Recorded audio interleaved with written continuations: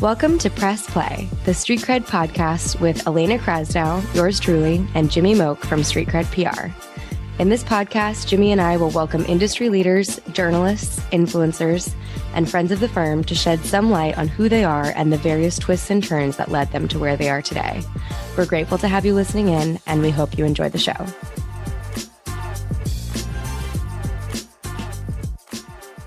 My name is Elena Krasnow. Welcome to Press Play, the Street Cred podcast. I'm so grateful you're here. I'm the editorial manager and client brand evangelist at Street Cred PR and your host for today's show, along with co-host and managing partner Jimmy Moak. We will break down the show into two segments: Press, where we dive into all the hard news about our guest life and their professional goals, and then Play, where we have a little extra fun with it. Today, I am over the moon to welcome beloved human being and industry powerhouse Diana Cabrices of Diana Cabrices Consulting to the show. To give our listeners a little more background on Diana, she is the founder of Diana Cabrices Consulting, a brand evangelism firm dedicated to energizing demand channels for WealthTech and financial services brands. Prior to introducing the industry's first ever outsourced chief evangelist offering, Diana held executive roles in advisor marketing and technology, including vice president of enterprise development at Snappy Kraken, and has supported thousands of financial advisors in implementing growth strategies across some of the most fundamental areas of their businesses: marketing, branding, technology, succession planning, recruiting, and M&A. In 2023, at the Excel Represent conference, Diana was named Women in Wealth Management's Up-and-Comer for her outstanding achievements in innovation in financial services. Diana is a member of Women in Insurance and Financial Services, an association empowering women in the finance and insurance professions to succeed. She also leads the charge at Advisors Growing as a community and peer networking organization, and sits on the advisory board for a couple of technology and service companies driving growth and digital evolution in the industry. A bold businesswoman, a brand builder, Diana has traveled all over the country teaching financial advisors how to grow their businesses at scale. When she's not evangelizing advisor tech, she's usually planning her next trip, elevating women as a birth doula and business mentor, and spending time in the beautiful mountains of Colorado where she currently resides. Diana, welcome to the show. Thank you so much. Gosh, that was really cool, actually, to hear you go through all of that. Thank you, Elena and Jimmy, for having me here. I'm really, really looking forward to this conversation. I think there's so much that I would love to dive into with you. So thanks for having me. Welcome to Press Play. Woohoo. We are absolutely thrilled to have you. Feel lucky to have you on as a guest. And I always love the reaction of our guests after we read their bios. They're kind of sitting back like, dang, I did all that? That's pretty cool. I'm like holding my breath through it all. Speaking of holding your breath, can we jump right into birth doula? Tell me what I need to know there. Let's do it. I'm actually gearing up, Jimmy, to go to Atlanta tomorrow to be my sister's birth doula. But a birth doula, it's funny because there's such a line you can draw to a brand evangelist, but it's your advocate in the birth room. It's the educator to the mom about what to expect, what options she has, whether it's a home birth or a hospital birth. And it's really a support to the partner as well, like teaching him or her how to support the birthing mom in and outside of the hospital, different breathing techniques, relaxation. So your best friend in the birth room, that is what a doula is. Well, I've never been around one until now, obviously. And I've been in the birthing room 3 times. Oh, goodness. And I can confirm that I was never once considered the best friend of the lady giving birth. That's pretty common. It's interesting. I've been in a few situations, a few births where the wife or the birthing mom didn't want anything to do with the husband, right? Like she wanted me there and she could care less if he was around. It's just an interesting thing. I think it's just a sisterhood thing, but yeah, it's a fun time. And I launched a business back in 2018 where I did it for a little bit, but currently not my main focus. I sort of just do it for family and friends now. That's awesome. Love it. Well, not to take away the importance of being a birth doula, which is incredibly important, but I have another critical question to ask you, which we ask all of our guests. Okay. And that is, what did you have for breakfast this morning? Oh, I'd be happy to share this. I love talking about food. So this morning I actually had what my doctor calls a prime shake. It's under their brand. I see a functional medical doctor, and it's a vegan protein shake, but it also has tons of vitamins, minerals, enzymes. It's chocolate, it's creamy, it's sugar-free, and I added some tahini for good fats. I added some Yes. spinach, some blueberries, and a banana, and it just, oh, it's my favorite thing. Sounds delicious. Sounds like the healthiest thing anyone on our show has ever eaten. Bacon and eggs here. There we I go. mean, I love bacon and eggs. Don't get me wrong. Today was just one of those mornings. I love it. I'm still getting through my smoothie over here. Okay, I was Uh, gonna ask. Yeah. yes, yes. I feel like my breakfast is always really boring. My lunch is usually a little more varied and exciting, but breakfast is pretty much the smoothie routine. Do you Nothing guys want to wrong with know it. what I did for breakfast? Honestly, What'd you Yes. do? Was the bacon and eggs a lie? it was a lie. It was just what I was thinking about. I got my hair cut this morning at 9 a.m. Wow. I've got a guy. His name is Josh, and he is, look, my hair is thinning. I'm losing it. He is the best at making it look like I've got some still. And his weekends, he is down the shore because he cares for his father. So I've been texting him trying to get in because tomorrow I have a client event and I have to drive there. I'm going to see the client. My hair was woofing the other day on Woofing. Zooms. So I woke up this morning to a text from Josh, and he said, "Get your ass over here. I can cut it before we open." Wow. So this has been a harried morning for me. Sorry. Hey, there it is. Love that play on words. Good for you though. Like you took action. That's important. I did. I feel like Love it. I feel like I've accomplished so much, and now we Yeah. have this pod. I'm dealing with Your some hair looks issues great. management. Like it's all happening, That's Just another Tuesday in the business. right? right. Awesome. Well, y'all, let's dive in because we have so much that we want to talk about with you, Diana. Yeah. The last year and a half or so has been a wild ride for you, and I have felt so lucky to have a front row seat to this incredible journey that you've been on. But before we get into all that, I would love for you to take us back in time a bit and give our listeners a little bit of the backstory behind how you even first got into wealth tech marketing and what really drove you to launch your consulting company. I would love to share this story. And the more years I spend in this space and then I look back, everything just makes so much more sense to me. So Mm. I'll tell you, the whole reason I got into fintech in the first place was I graduated college, I sold all my stuff, and I wanted to go travel Europe. And I had about $5,000, and that only took me so far because instead of taking a 3-month trip in Europe, I ended up staying for 2 years and I lived in Ah. Spain. And I really needed to make money. And for an American company, because teaching English under the table was like making me pennies for euros. So I put my profile on this website called Upwork.com. It's a freelancer platform. And I had a fintech company reach out. The name is Succession Link. And they said, "Hey, can you read this script and send us your voice?" And the script was like, "Hi, are you a financial advisor? Are you looking to sell your business or merge with another business?" And I was like, what does this even mean? I don't even know what financial advisors really do. Like I was never exposed to that world growing up. And so I sent my voice, and apparently so did 500 other people. And they chose me and they said, "We love your voice. We want you to work for our company." And basically, I started smiling and dialing financial advisors all day long. And that is how I really learned their language. And I started to understand more of their world. Like it started with succession planning and M&A, and then just expanded so much. Advisors love to talk, especially the older ones. So I got a lot of stories. And that translated into, growing into management at that company. And this was really all in the sales world. And then being put on the front lines of the company. So, they wanted me to go speak. They wanted me to host webinars. They eventually were acquired by a company called Chalice Network.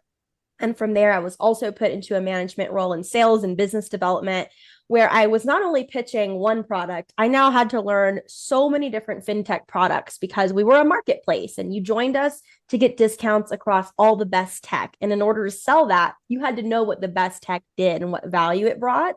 So, I started learning all those pitches. And again, we had road shows, we had conferences. That was when I really started to develop my voice and I would say my personal brand. from there, Snappy Kraken came along. I jumped at that opportunity. I landed wherever I could. And I was exposed heavily to the world of marketing. And that's also where I started speaking a lot more, main stage, panels, breakouts. Robert Sophia, shout out to him because he really helped me come up with my speaking just reputation and my skills. And over these, let's call it 6 or 7 years, I guess 8 at this point, all along the way, this is where my aha moment came in to launch my business. All along the way, I'd have a tech CEO or someone come up to me and say, hey, how much do I got to pay you to do that for my company? Because we don't have anyone like that. What you just did in that room on that stage for Snappy or for this company, we need you here. And that happened like 5 times. And then I realized, ding, ding, ding, there is something that I have here. I need to package it and I need to sell it. And so I made the jump 1 year ago, a little over 1 year ago, to launch my own business in the marketing realm. Here's the last thing I'll say to this. I sort of saw the power. Like, sales is amazing. I'm a saleswoman at heart, through and through. But I realized that there's so much more power in educating than there is in pitching. And I want to play that educator role. And that's really where that evangelist really brings the heat, brings the power for these tech companies, is being that voice, being that face, being that big educator for the problem they're solving, not just the product that they're selling. Makes so much sense. I love hearing the whole trajectory. Obviously, I know the story well, being close to you, but I still always learn something different. And I love how you were started in this industry that you knew nothing about and just took it by, took the bull by the horn, so to speak, and look at where it's landed you. Yeah, I had no idea you had a background in M&A with Succession Link. That's pretty cool. What's that CEO's name again? Philip Flakes. Okay. Yeah. Maybe I'm thinking of someone Nick. Nick. Mm-hmm. Yeah, that's right. Yep. I know Nick very well. Yeah. Awesome. Very cool. Nick was actually the one, because I actually started also in, I was playing a customer success role, and he was like, you need to be in sales. We need you on the front lines. And then he gave me that aha moment as well. He's a good guy. Fantastic. That's awesome. And all right. So follow up number 1. Sorry. This is all I do. Any similarities or connections that you find between the world of M&A and the world of marketing / evangelism? Absolutely. So in order for me to help advisors position their firms to be, hey, even considered for an M&A or to partner with someone or to take over someone's business for them, which, by the way, most advisors never want to sell their businesses. They want to work forever. I had to help them write very persuasive and compelling profile descriptions. Like, it's not enough to say we have this much in assets under management and we're located here and here's our team size. It need to be more, here's the way we transform the lives of our clients and why we do what we do and why we're so passionate about it. And so in a way, I was helping them market their own practices. And that is, again, marketing in and of itself is you have to be able to tell a compelling story so that other people believe you, want to do business with you, want to potentially merge their RIA with yours. Awesome. That's exactly what I was thinking you were going to say. And I'm glad that I'm not crazy. So you're not. Love it. Well, you also mentioned, which is incredible, that you just recently celebrated the 1-year anniversary of launching your business. Congratulations. That's an amazing milestone. Yeah. Tell us a little bit, what are some of the most important lessons you've learned along the way? What has this journey taught you so far? So many things. Oh my goodness. I feel like launching my own business put me on an accelerated growth path. Like, I feel like I went and got my MBA in 1 year. Not to discredit anyone that actually has an MBA. I don't have one, but I just feel like it taught me a lot. And I think I can maybe summarize that in a few different things. So first off, we all have that voice in our head that's like, don't do that, or you're not good enough for that, right? That sort of imposter syndrome, like, totally get rid of it. And I also felt like, oh my gosh, I'm 32. Like, I'm behind the times. Like, some of the best, most successful people like launch early. And I kept hearing those messages from people. If you want to be an entrepreneur, launch now, launch early, launch in your 20s. But I took the sort of leap anyway. And I realized like, wow, it's never too late for anyone to like chase their dreams and achieve big. On that point, also just thinking bigger. I had no idea when I would launch.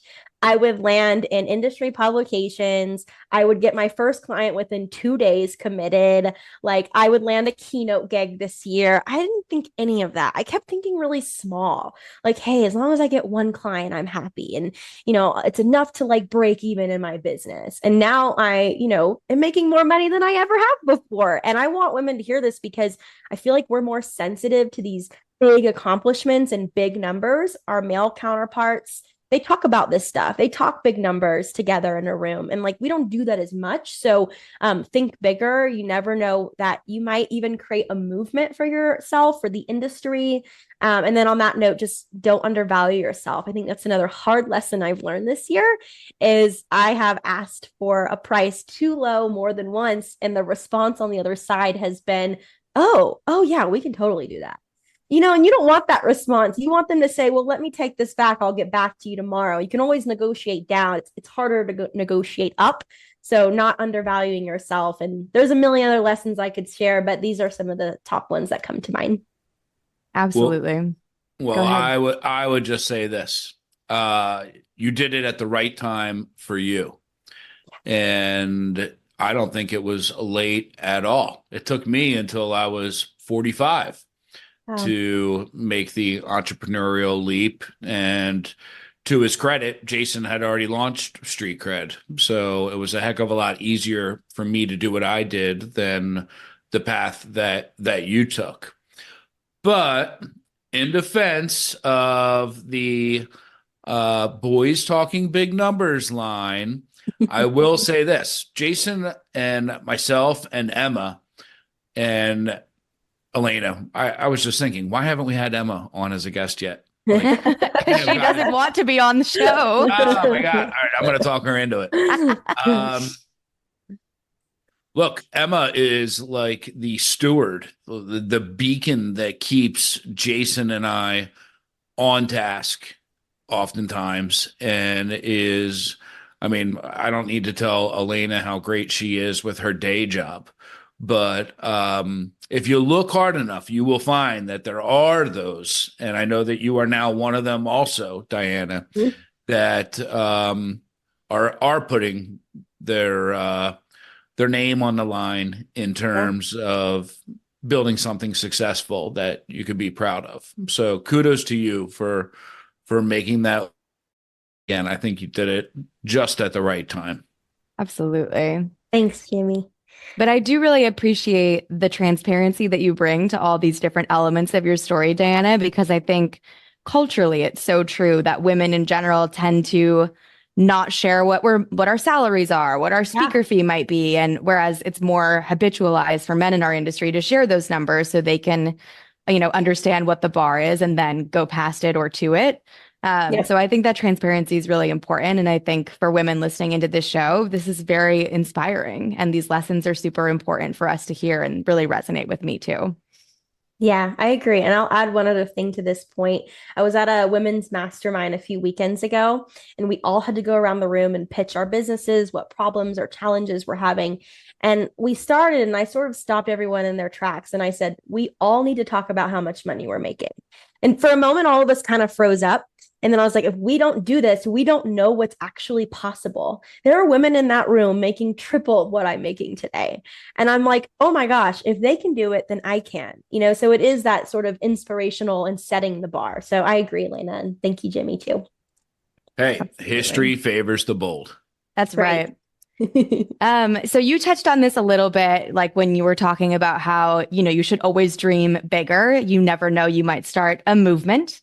And that's exactly what's happened with your business. So talk to us a little bit about why the role of a chief evangelist is so important and how, has your work as the industry's first fractional chief evangelist led you to become a champion of this role for other firms, sort of stimulating a movement, as you said? Yeah. So when I launched my business, I wanted to focus on what sort of problem I was solving in the space. And there's a lot of different problems in the space. There's a lot of different amazing things in the space, specifically on this front of communication. and positioning and really putting dynamic humans on the front line of a business, I felt that tech companies were lacking a bit. Like there's a lot of really good tech in our space. Some are more product led and product focused. Others are more marketing led and marketing focused, like Snappy Kraken, right? There's such a personality to that brand, but other brands can't really say the same. And I sort of looked at that and said, they really need a cheerleader. They need a strong voice, someone who can position them very creatively. And PR obviously does this in its own way. But I'm talking, grassroots, direct to customer, humanizing that marketing strategy, right? Go to market is so important, but you can only write so many blog posts. You can only put out so many social posts, so many white papers, right? That's great. But you also need people because people buy from people. They don't buy from a brand, they buy from a person. And so I saw this sort of gap and I knew I needed to insert myself into that and support these tech companies to tell their story better, to spotlight their technology better. And so that's exactly what I did. I also say, brands and companies in general, they're focused on a couple of things. They're focused on building, they're focused on operating. It's very hard in an organization for somebody to spend 100% of their time evangelizing the brand, which really needs to be done, but also being a chief operational officer or building a sales team or hitting quota. Like it's very, very difficult. And for that reason, I really advocate for every tech company in the space and really every company to have a dedicated evangelist, whatever you want to call it. Maybe you don't like the word, I don't care, but like a dedicated, dynamic person on the front lines, being that face, being that voice, or at least one of them to humanize your marketing and tell your story in a way that people can actually connect to, people meaning advisors, and they really are moved by it and they want to purchase your product or they want to learn more or talk with you. Absolutely. And not to make it too gendered, but I do think, and you and I have discussed this before, I think it's one of the reasons why women are so incredible at sales because they excel in all of these humanizing skills that really allow you to tell a story, connect with people emotionally, on a product that maybe not, doesn't inherently seem like it has a lot of emotion connected to it. Completely agree. It's adding that personality. Women are also very nurturing. We make great educators, we make great nurses, we also make great salespeople, like you said. So I saw that gap, I saw my talent, and I just really wanted to unite them and bring them together. What's hard is I'm only one person. Yeah. And so, like I mentioned, every company needs somebody like this. And, it doesn't have to be right away, but at some stage in your growth, it's so important to have great people on the front line. So I really agree. So tell me, how often, or I realize that every scope of work that you agree to with a client is different, but talk about the fractional component to it all. Because as you were talking, I'm thinking to myself, and I was immediately thinking to past work of my own and other clients, and I'm like, we are more and more entering a subscription-based economy. And I'm not totally connecting fractional to subscription, but like when I'm done with Netflix, I could just cancel it, right? mm-hmm. Or when I want to try something new, I could just sign up for it. Like talk about the how you're winning new business and like how those scopes of business come about. Mm-hmm. Yeah, I'm glad that you asked about the fractional piece because to be honest, I often forget to talk more about it, right? I'm so focused on the evangelist side. But for me, the reason I created this business sort of fractionally was a few different reasons. Number one, I recognize to have a really dynamic evangelist at the front lines of your company, that person is a six-figure paid person. Not every company's board is going to be okay with that. They haven't maybe gotten behind the mission. Leadership might not really want to dedicate a six-figure role to just a full-time, voice or ambassador. And so I realized in sort of putting my eggs in a few different baskets instead of one, I almost reduce the risk for myself, right? I sort of hedge the risk for myself as a professional in the space. And so the other side of this too is like, I love many different tech companies. I can advocate for one, but I think it's fun to be able to say, well, here's how this plugs into your firm and this and this. Oh, and here's how they all connect together. And that's really what I get to do with my clients is like kind of draw the line and tell the story in that way. And it also makes me more well-rounded and educated on advisor technology. I believe the other question you asked was a little bit about like scope of work. So that's been the part that has really taken time and experience to be able to develop. And so when I first started, it was like, I think I can accomplish this many things in any given quarter. But over time, I've learned, usually it's going to be about 2 webinars. I'm building the content behind it, the promotional copy, having my designer create graphics. I'm usually traveling to about 1 conference to represent my clients. Either shared time or they sort of commit to different conferences, which works out really nicely. There's usually some social media, a couple videos added into that. And it looks a little different for everyone, but in general, it keeps me really, really busy. And there's usually every day of the week, there's something I'm writing, I'm scripting, I'm filming. Like just before I hopped on this podcast, I was filming my next seminar smarts video for White Glove. It's like a really cool content series that we launched to just give like bite-sized education on how to launch successful prospecting events. So it looks a little bit different everywhere, but hopefully I answered that question for you. No, totally. And be prepared when you make it to year 2 and year 3. Look back at some of the contracts or scope of works that you've put in front of either past or present clients, and you will laugh your ass off. Like, oh my God, I can't believe we were thinking that. Or how junior league were we when we drafted this? Like Jason and I will literally laugh our asses off when we come across old emails to prospects or breakup letters with past clients, like hilarious stuff. So, but you learn from it, right? Yeah. History tends to repeat itself, or it sounds a lot like it did, or whatever that saying is. I haven't had enough coffee today. I know what you mean. I think it was in there. So, Yeah. Totally. I know history doesn't often repeat itself, but it sure does rhyme. Is that what the line is? Yeah. There you go. That. I like that that a lot. So be on the lookout for that, and you'll find yourself patting yourself on your back because of where you are today versus what you were doing 4, 8, 10 quarters ago. Yeah.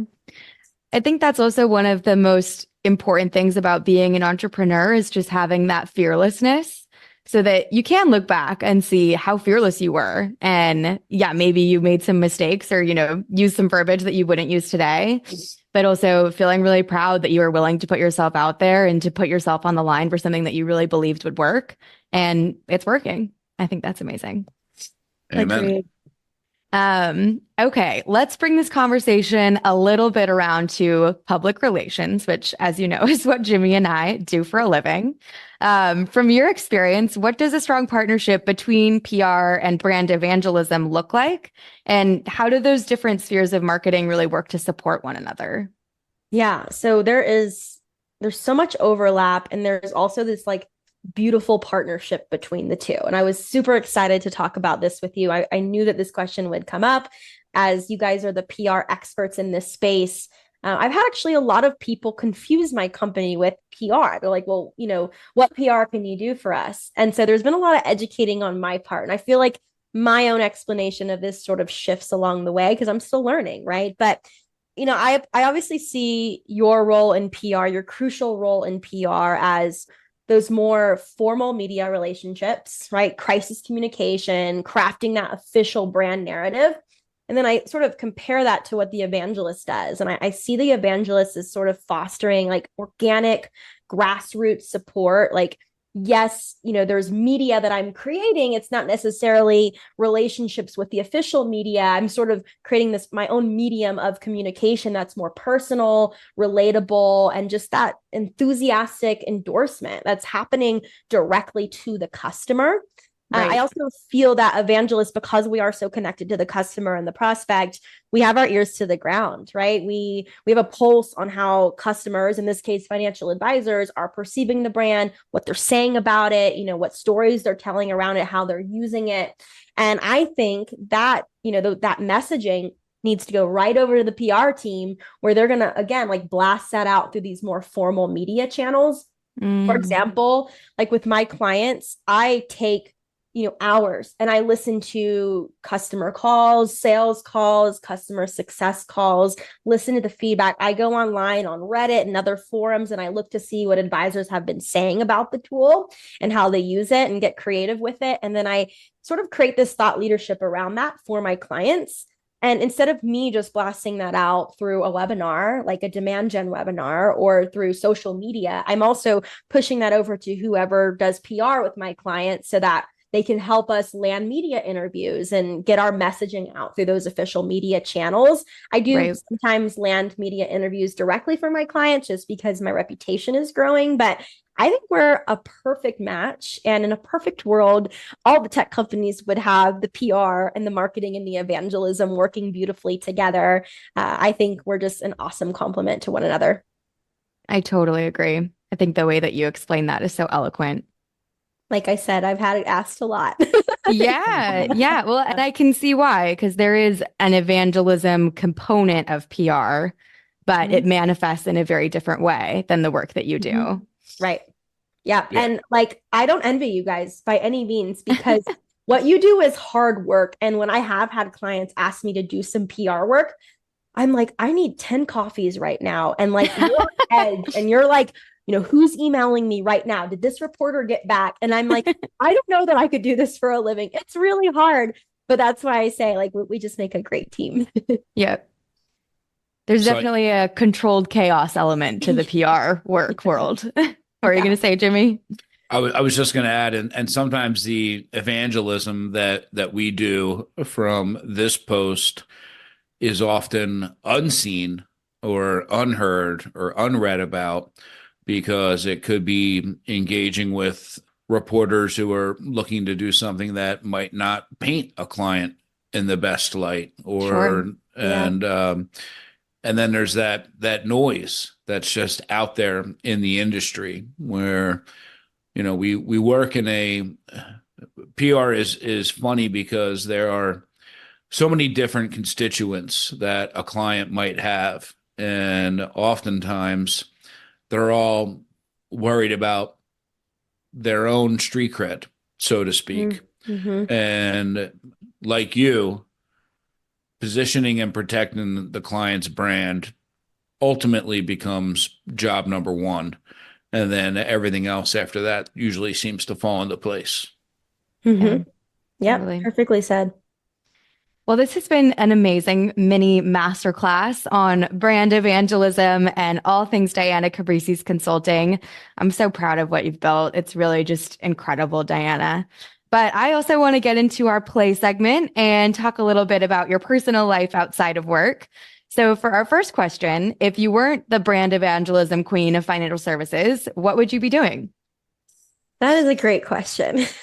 Okay, so before I left for Europe, so we'll go back to that story, I traveled to Portland and I toured a medical school, and it was a naturopathic medical school.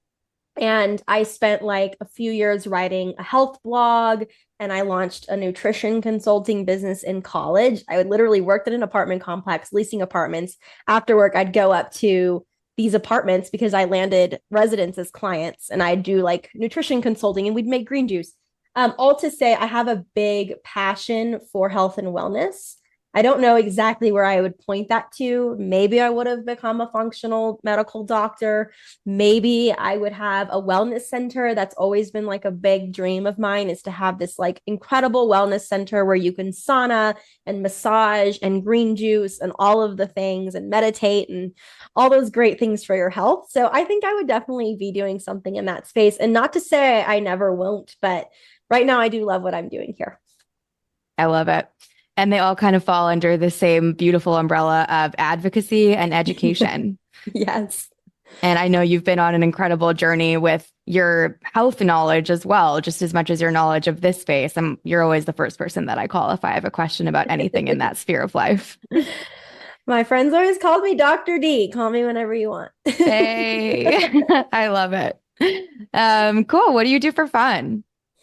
Okay, so it's such an interesting question because I feel like the last year of my life has been so work focused. But as I try to like balance more, I do a few things for fun. First off, to me, this is top of mind. So I went to Ulta last night and I realized makeup brings me so much joy. I'm not one of those women that has to wear makeup every day. In fact, I love going makeup free many days of the week, but I actually have a real joy in just like beauty and aesthetic. And so I could spend hours like playing around with different makeup. Lately I've been reading, and Elena, you've been a huge inspiration to me with that, because I've gone the last year not really reading anything besides listening and audio and watching movies.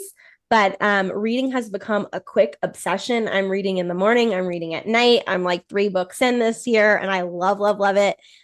Cooking, hanging out with my boyfriend. So we live in Denver, and it's such a great place to like get out in nature and hike and just like go to the falls. And we'll go to Boulder sometimes just to feel young again with the university there. And shopping, of course. Like I love a good trip where I'm just like shopping and eating really good food. Eating is a huge like centerpiece of my life. Everything I do revolves around food. My boyfriend always jokes, he's like, you're the easiest woman to please. Like just give you food and you're super happy. So cooking and eating is where I will end there. Sephora is life. Hey, Now, with let me three tell you- dads or with 3 daughters, girl Yes. dad over here. He knows the already way know. to our hearts. Yep. Oh my God. Every time I come to this desk after I've been away for a while, there will be a browser open and it's Sephora with like 7 things in the shopping cart. Or every time after a basketball game or a dance practice or gymnastics, Yep. can we go to Sephora? Dad, there is this new dumb elephant thing that is out. And I am just like, oh Yep. my God, girls, Yep. you are 9 and 11 years old.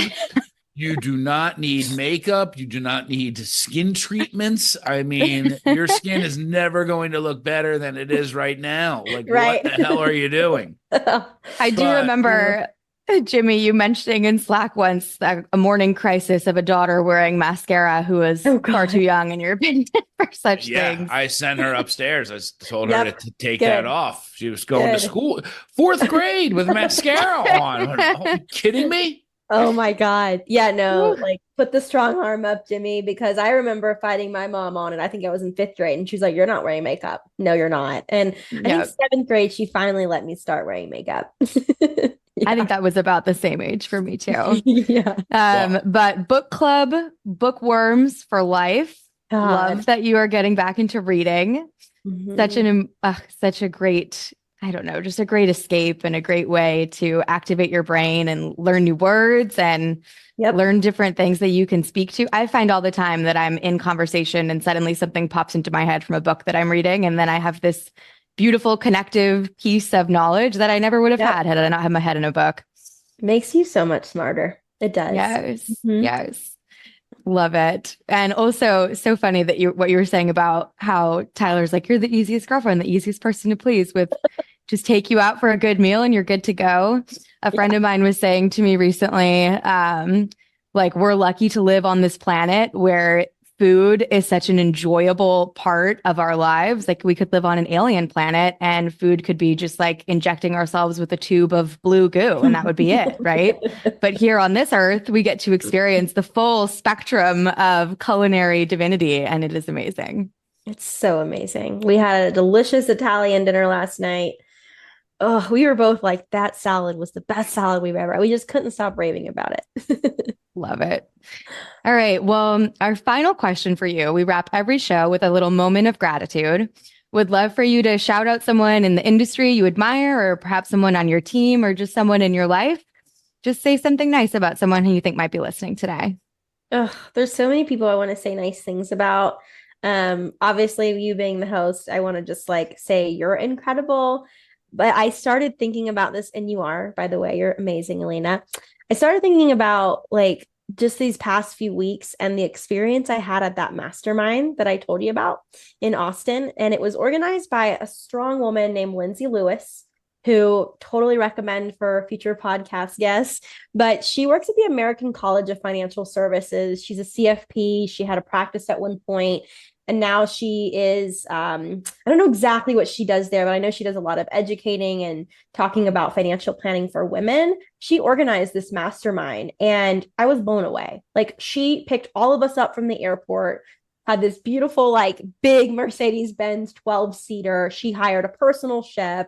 She had all the best snacks, all the healthy things. She had little gift bags for us in our room. She took us to the spa. Like everything was organized. You didn't have to do anything. And she said that. She said, I didn't want any of you ladies to come here this weekend and have to think about doing anything. I wanted to take care of it all for you. And I can only imagine what kind of pressure that was and how much work and labor of love she put into that. And so we were all so inspired by her, and we told her, girl, this can be big. This can be not just one a year, this can be one a quarter. And every woman in this industry needs to experience this. So I really want to shout out Lindsay Lewis. I just adore her. I admire her. I think she is incredible. She's also a mom, and I don't know if she does it all. So she is the person that comes to mind about wanting to give a shout out today, and just a moment of gratitude for hosting that really special weekend, an unforgettable one.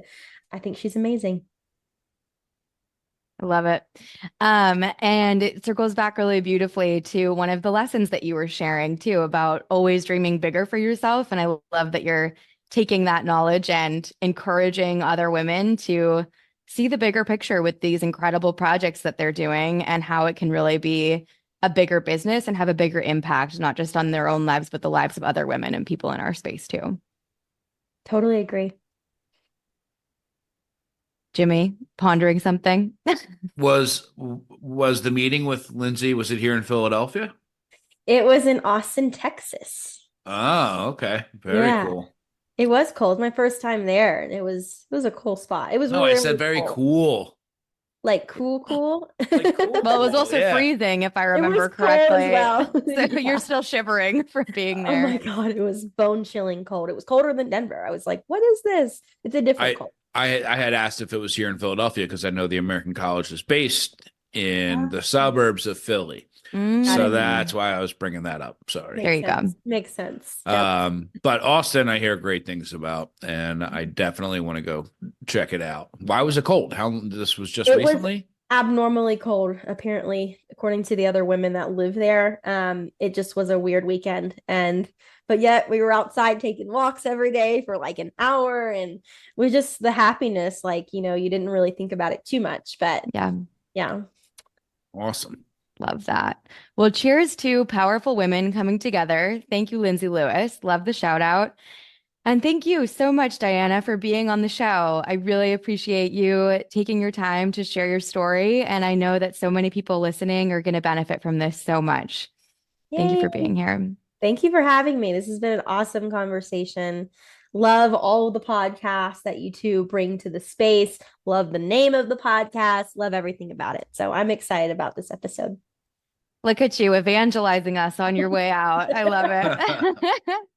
All right. Well, to our listeners, we know that you learned something new and enjoyed hearing Diana's story.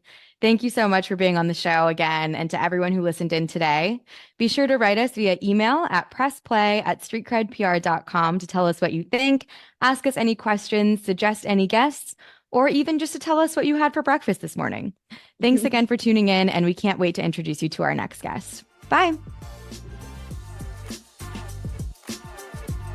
Thank you for listening to Press Play, the Street Cred podcast. Visit our website at streetcredpr.com and find us on Twitter and LinkedIn. Please don't forget to click the follow button to be notified when new episodes become available. And if you enjoyed the episode, we'd love nothing more than if you would rate and review the show. The information covered and posted represents the views and opinions of the guest and does not necessarily represent the views or opinions of Street Cred PR. The content has been made available for informational, educational, and entertainment purposes only. If you have questions about the show or Street Cred PR, feel free to reach out to us. Thanks again for listening.